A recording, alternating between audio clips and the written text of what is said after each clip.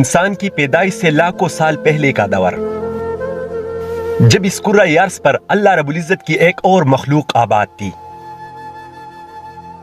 زمین پر موجود اس مخلوق اور فرشتوں کے درمیان ایک خونریز جنگ کیوں ہوئی تھی؟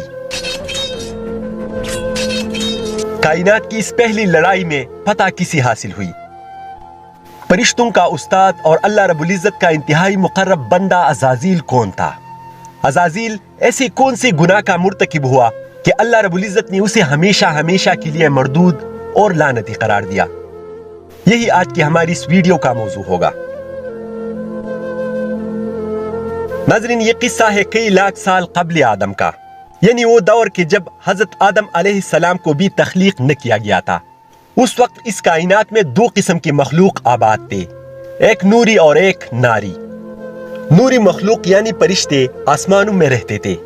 فرشتے اللہ رب العزت کے ہر حکم کی تعمیل کرتے ہیں۔ فرشتوں کے ہاں عورتیں نہیں ہوتی اور نہ ہی ان کی نسل آگے بڑھتی ہے۔ دوسری مخلوق تھی ناری یعنی جنات۔ جنات کے ہاں عورتیں بھی ہوتی ہے اور ان کی نسل خوب پھیلتی ہے۔ ناظرین، علامہ جلال الدین سیوطی رحمت اللہ علیہ نے اپنی مشہور تفسیر در منصور میں لکھا ہے کہ عزازیل کے والد کا نام چلیپا تھا، جس کا چہرہ شیر جیسا تھا۔ وہ نہایت قداور اور بہادر تھا اور اس کی قوم اسے شاشین کے لقب سے پکارتی تھی، اور اس کی ماں کا نام تبلیس تھا، جس کا چہرہ بیڑیے کی مادہ کی طرح تھا۔ وہ بھی اپنے شوہر کی طرح نہایت دلیر اور طاقتور تھی۔ ان دونوں نے اپنی بہادری سے بے تحاشا جنگیں جیتی تھی۔ یہ دونوں اس وقت اس زمین پر قومی جنات کے بادشاہ اور ملکہ تھے۔ لیکن جب قومی جنات نے سرکشی اختیار کی اور زمین پر فساد پھیل گیا تو اللہ رب العزت نے ان کو سزا دینے کے لیے آسمان سے فرشتوں کو بھیجا، اور پھر اللہ رب العزت کی دو انتہائی طاقتور مخلوق ایک دوسرے کے سامنے آئے اور اس کائنات کی پہلی انتہائی خونریز جنگ کا آغاز ہوا۔ چلیپا اور تبلیس انتہائی بہادری سے لڑے، لیکن فرشتوں اور جنات کا جوڑ کہا تھا۔ اس حیرت انگیز لڑائی میں فرشتوں کو فتح حاصل ہوئی اور عزازیل کے والد چلیپا اور اس کی ماں تبلیس ماری گئی۔ اس لڑائی میں بہت سے جنات مارے گئے اور کچھ کو قیدی بنا لیا گیا۔ تفسیر در منصور کے مطابق قیدی بنائی گئی جنات میں شہزادہ عزازیل بھی تھا، جو اپنے ماں باپ کی طرح انتہائی سرکش اور مکار تھا۔ فرشتے عزازیل کو لے کر بارگاہ باری تعالیٰ میں حاضر ہوئے تو ان کو حکم ہوا کہ عزازیل کی بہترین تربیت کرو۔ فرشتوں نے عزازیل کی بہترین طریقے سے تربیت کی، اور پھر عزازیل نے اپنی عبادت اور پرہیزگاری کے سلے میں بہت بلند مقام حاصل کر لیا۔ اللہ نے اس جن کو اس کی عبادت گزاری اور پرہیزگاری کے سلے میں زمین سے اٹھا کر آسمانی دنیا یعنی پہلے آسمان پر بلا لیا۔ آسمانی دنیا پر اس جن نے 1000 سال تک عبادت کی۔ اس کی عبادت کی سلے میں اس کو یہاں خاشع کا لقب دیا گیا۔ اللہ رب العزت نے اس کی عبادت کی سلے میں اس کی درجات مزید بلند کیے اور اس کو دوسرے آسمان پر بلا لیا گیا۔ یہاں بھی اس نے 1000 سال تک عبادت کی اور اس کو عابد کا لقب دیا گیا۔ یہ جن اللہ رب العزت کی عبادت کرتا رہا اور اس کی درجات مزید بلند ہوتے گئے۔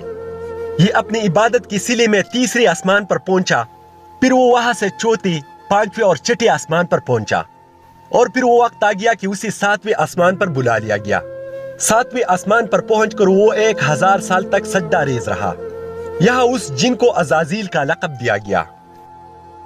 وہ اتنا عبادت گزار اور پرہیزگار تھا کہ اسے عرش معلیٰ تک بلایا گیا۔ عرش معلیٰ پر پہنچ کر 6000 سال تک عبادت کرنے کے بعد اس نے سر اٹھا کر اللہ رب العزت کے بارگاہ میں عرض کی، یا اللہ، مجھے اپنے فضل و کرم سے لوح محفوظ تک بلا لے تاکہ میں وہاں تیری قدرت کاملہ دیکھوں۔ اللہ رب العالمین نے عزازیل کی اس درخواست کو شرفی قبولیت بخشا۔ لوح محفوظ پر پہنچ کر عزازیل یہاں گھومتا رہتا اور اللہ کی عبادت کرتا رہتا تھا۔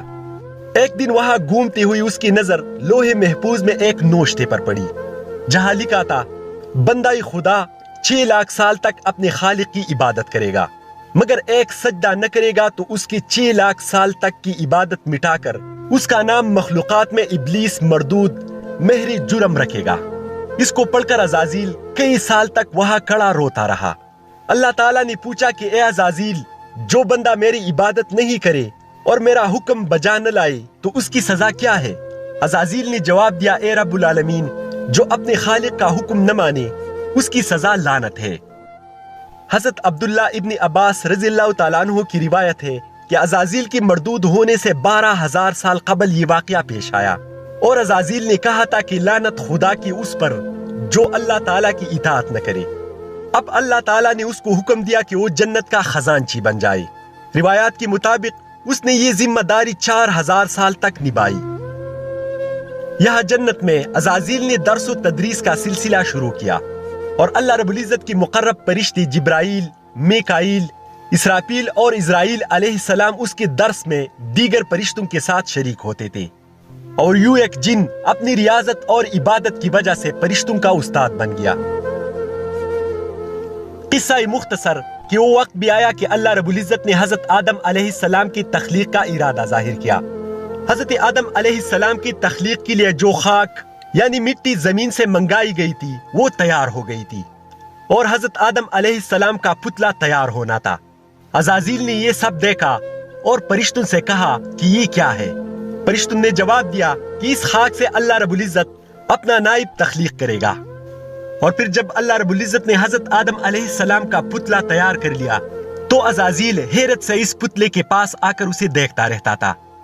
اور پھر جب اللہ رب العزت نے حضرت آدم علیہ السلام کی جسم میں روح پھونک دی اور حضرت آدم علیہ السلام کو علم الاسماء عنایت کیا تو اللہ نے فرشتوں سے کہا کہ یہ زمین پر میرا نائب ہوگا۔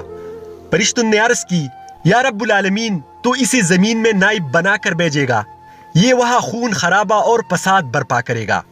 اللہ رب العزت نے فرمایا کہ تم نہیں جانتے جو میں جانتا ہوں۔ پھر اللہ تعالیٰ نے فرشتوں سے کہا کہ اچھا اگر تم جانتے ہو تو ان چیزوں کے نام بتاؤ۔